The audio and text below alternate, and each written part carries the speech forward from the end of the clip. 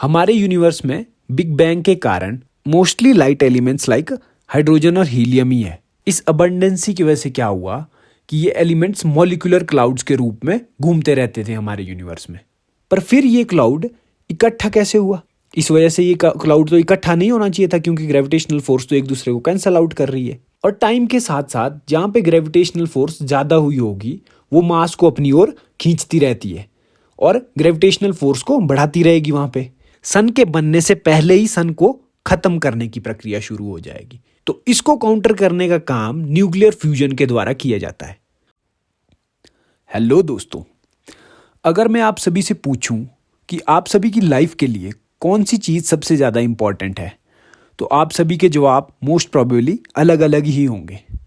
पर अगर मैं आपको कहूं कि लाइफ के लिए सबसे ज़्यादा इम्पॉर्टेंट चीज़ जिस पे सारी चीज़ें डिपेंडेंट है, वो हमारे सोलर सिस्टम का स्टार यानी हमारा सूरज है।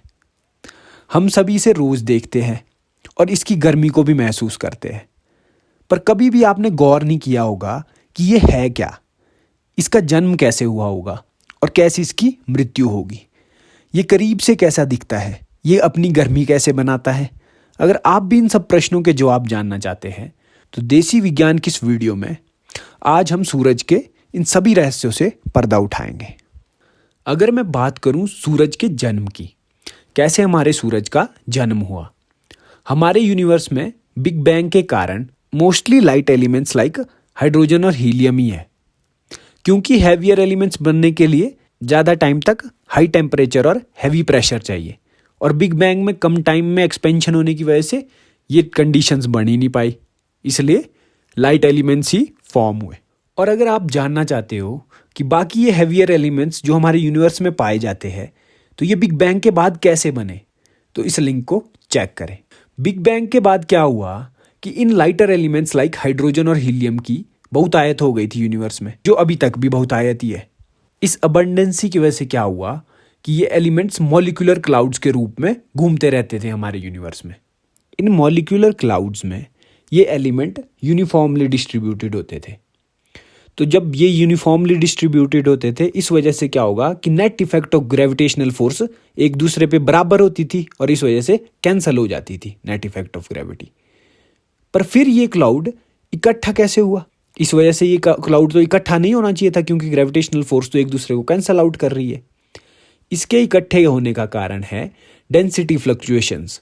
डेंसिटी फ्लक्चुएशंस का मतलब है क्लाउड के अंदर कहीं ज़्यादा मास इकट्ठा हो जाना और कहीं कम। इसकी वजह से ग्रेविटेशनल फोर्स भी कहीं ज़्यादा और कहीं कम हो जाएगी।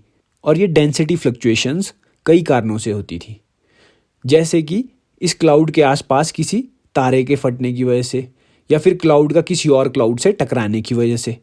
अब इन डेंसिटी फ्लक्चुएशंस की वजह से क्या होता है कि क्लाउड के अंदर ही कहीं ग्रेविटेशनल फोर्स ज़्यादा हो जाती थी और कहीं ग्रेविटेशनल फोर्स कम हो जाती थी।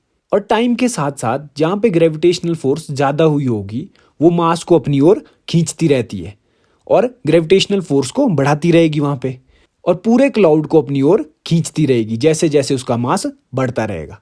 इसकी वजह से क्या होता है कि ये पूरा क्लाउड एक गैसियस बॉल का रूप ले लेता है।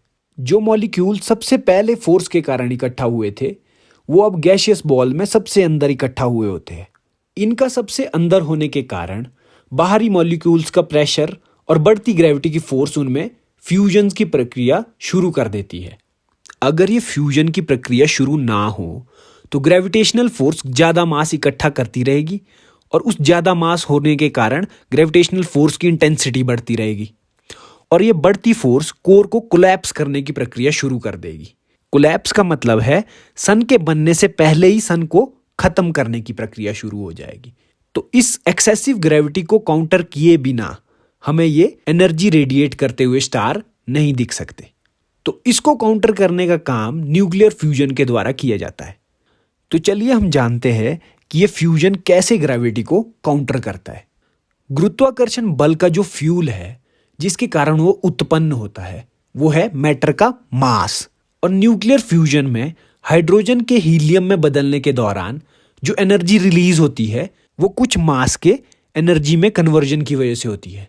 इसका मतलब फ्यूजन की प्रक्रिया में हाइड्रोजन का हीलियम में बदलते वक्त कुछ मास का लॉस होता है एनर्जी की फॉर्म में। इससे क्या होता है कि जिस एक्सेसिव ग्रेविटी ने कोर को कोलैप्स करवाना था वो मास से ही पैदा हो रही है। अगर मास सन से बाहर निकले तो इस एक्सेसिव ग्रेविटी की प्रॉब्लम को सॉल्व किया जा सकता है। अब मास डायरेक्ट तो सन से बाहर नहीं निकल सकता क्योंकि वही तो ग्रेविटी का सोर्स है, तो वो एनर्जी में कन्वर्ट होके उस ग्रेविटी की बढ़ने की चेन को रोकता है।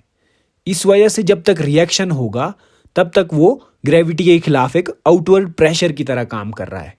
और जब तक ये फ्यूजन कंटिन्यू रहता है, इसी टाइम को तारे का लाइफ पीरियड भी कहा जाता है, जिसमें वो मास को एनर्जी में कन्वर्ट करके अपने चारों ओर हमारे जैसे प्लैनेट्स की ओर फेंकता है, जिससे यहाँ पे लाइफ सस्टेन हो पाती है।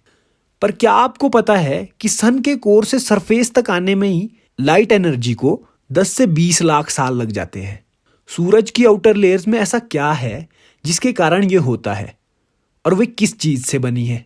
अगर आप भी इन सब प्रश्नों के जवाब जानना चाहते हैं तो जुड़े रहिए देसी विज्ञान की सीरीज से। इस सीरीज के दूसरे एपिसोड में हम इन प्रश्नों के साथ साथ आपको ये भी बताएंगे कि कैसे इस सूरज का अंत होगा। और अगर आपको हमारी इस वीडियो से कुछ भी सीखने को मिला तो जरूर सब्सक्राइब करें आपका अपना चैनल देसी विज्ञान। धन्यवाद।